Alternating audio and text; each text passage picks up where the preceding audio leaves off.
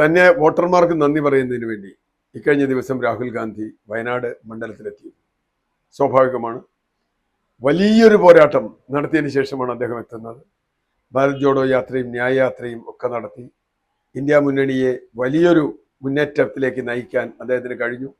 ഇന്ന് ഇന്ത്യയിൽ പ്രതിപക്ഷത്തുള്ള ഏറ്റവും ശ്രദ്ധേയനായ നേതാവ് ആരാണെന്ന് ചോദിച്ചാൽ അത് രാഹുൽ ഗാന്ധിയാണ് എന്ന് പ്രധാനമന്ത്രി മോഡിക്ക് വരെ പറയേണ്ടി വരും.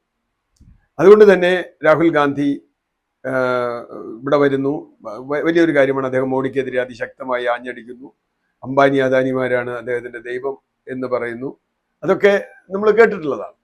പക്ഷെ പ്രധാനമായ ചോദ്യം ഇന്നലെ എല്ലാവരും ചോദിച്ചത് രാഹുൽ ഗാന്ധി വയനാട് വിടുമോ അതോ റായ്ബറേലി വിടുമോ എന്നതാണ്. ഇപ്പൊ അദ്ദേഹം തീരുമാനിച്ചിട്ടില്ല, അത് അദ്ദേഹം എന്തായാലും തീരുമാനിക്കട്ടെ. പക്ഷെ അദ്ദേഹം പറഞ്ഞ ഒരു വാചകം എനിക്ക് ഇഷ്ടപ്പെട്ടു.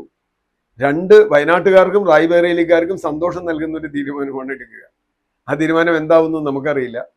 ആ തീരുമാനത്തിന് പല മാനങ്ങളും പല മാധ്യമങ്ങളും പല രാഷ്ട്രീയ നിരീക്ഷകരും പലതും കൊടുക്കുന്നുണ്ട്. അതിൽ ഒരു കാര്യം, അദ്ദേഹം റായ്ബറേലിയിൽ നിൽക്കുകയും വയനാട് വിടുകയും ചെയ്ത് വയനാട്ടിലേക്ക് പ്രിയങ്ക ഗാന്ധി വരും എന്നൊക്കെയുള്ള റൂമറുണ്ട്. എനിക്കറിയില്ല അങ്ങനെ വരുമെന്നുള്ളത്. അങ്ങനെയാണെങ്കിൽ രണ്ടുപേർക്ക് സന്തോഷമായിരിക്കും. കാരണം പ്രിയങ്ക ഗാന്ധി രാഹുൽ ഗാന്ധിയോടൊപ്പം തന്നെ അഖിലേന്ത്യാ തല രാഷ്ട്രീയത്തിൽ നിൽക്കുന്ന ഒരാളാണ്. രാഹുൽ മാറുന്നിടത്ത് പ്രിയങ്ക വരുന്നു എന്നത് അത് വലിയ തോതിൽ അതൊരു ചർച്ചയാവാൻ സാധ്യതയുണ്ട്. അത് ഇവിടുത്തെ UDF ഗുണം ചെയ്യും. പക്ഷെ എന്തായാലും ഒരു കാര്യം ഉറപ്പാണ്, രാഹുൽ ഗാന്ധി റായ്ബറേലിയിൽ തന്നെയാണ് നിൽക്കേണ്ടതെന്നാണ് വ്യക്തിപരമായി ഞാൻ അഭിപ്രായപ്പെടുന്നത്. കാരണം വയനാട്ടിൽ ഇപ്പോൾ അത്ര വലിയ കേരളത്തിലോ ഒരു രാഷ്ട്രീയത്തിൽ ഇടപെടേണ്ട ജോലിയൊന്നും രാഹുൽ ഗാന്ധിക്ക് ഇല്ല. കേരള രാഷ്ട്രീയം അല്ലെങ്കിൽ തന്നെ കോൺഗ്രസ് ശക്തമാണ്, UDF ശക്തമാണ്. രാഹുൽ ഗാന്ധി അല്ലെങ്കിലും വയനാട്ടിൽ LDF ജയിക്കാൻ എന്നുള്ളൊരു സാധ്യതയില്ല. കാരണം ആരെ നിർത്തിയാൽ, ഇപ്പം മുരളീധരനെ നിർത്തുമോ എനിക്കറിയില്ല. ആരാണെങ്കിലും പ്രിയങ്കയാണെങ്കിൽ വലിയ ഭൂരിപക്ഷം ജയിക്കും, അല്ലെങ്കിൽ മുരളീധരനൊക്കെ ആണെങ്കിൽ പോലും ജയിച്ചു പോകും. പക്ഷേ അതല്ല UP സ്ഥിതി. തനിക്ക് കഴിഞ്ഞ തവണ പരാജയം ഏറ്റുവാങ്ങിയ അമേഠിയിൽ പോലും വിജയിപ്പിച്ചുകൊണ്ടാണ് UP തേരോട്ടം നടത്തിയത്. എന്ന് മാത്രമല്ല, ഡബിൾ എഞ്ചിൻ സർക്കാരിനെ മലർത്തി അടിച്ചാണ് അവിടെ 80-ൽ 45 സീറ്റ് ഇന്ത്യ മുന്നണി വാങ്ങിയത്. അതിൽ ഏറ്റവും നിർണായകമായത് അഖിലേഷ് യാദവും രാഹുലും തമ്മിലുള്ള സഖ്യമാണ്. അതിൽ രാഹുലിൻ്റെ പങ്ക് വളരെ നിർണായകമാണ്. ഹിന്ദി സംസാരിക്കാൻ കഴിയുന്ന ഒരു കോൺഗ്രസ് നേതാവ് വളരെ കാലമായി, ഒരുപക്ഷെ രാജീവ് ഗാന്ധിക്ക് ശേഷം കോൺഗ്രസിന് അങ്ങനെ ഒരു നേതാവിനെ വടക്കേ ഇന്ത്യയിൽ കൊടുക്കാൻ കഴിഞ്ഞിട്ടില്ല. വടക്കേ ഇന്ത്യ എന്തൊക്കെ നമ്മൾ പറഞ്ഞാലും ഇന്ത്യൻ രാഷ്ട്രീയത്തിലെ ഏറ്റവും നിർണായകമായ ഒന്നാണ് വടക്കേ ഇന്ത്യ. ഇന്ത്യ പിടിക്കണമെങ്കിൽ വടക്കേ ഇന്ത്യ വേണം. രാഹുൽ ഗാന്ധി 2 സീറ്റ് വിടുന്നതിന് വലിയ അത്ഭുതമൊന്നുമില്ല. കാരണം പലരും 2 സീറ്റിൽ മുമ്പ് മത്സരിച്ചിട്ടുണ്ട്. അടൽ ബിഹാരി വാജ്പേയി മത്സരിച്ചിട്ടുണ്ട്, നരസിംഹറാവു മത്സരിച്ചിട്ടുണ്ട്, എന്തിന് നരേന്ദ്രമോദി മത്സരിച്ചിട്ടുണ്ട്.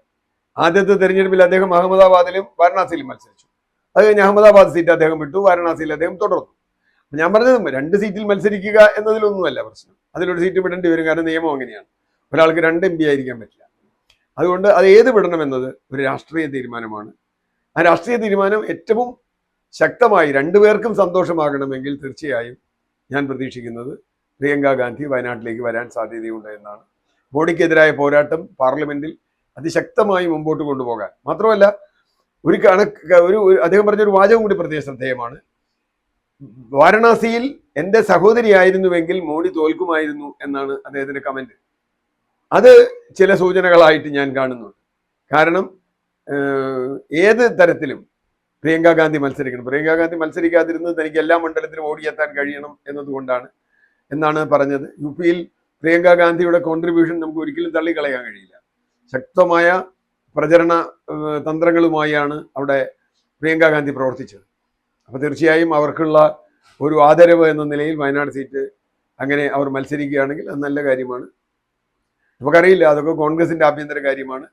അവരെ എടുക്കുന്ന തീരുമാനം അവരെ ബാധിക്കും എന്നേ പറയാൻ പറ്റും.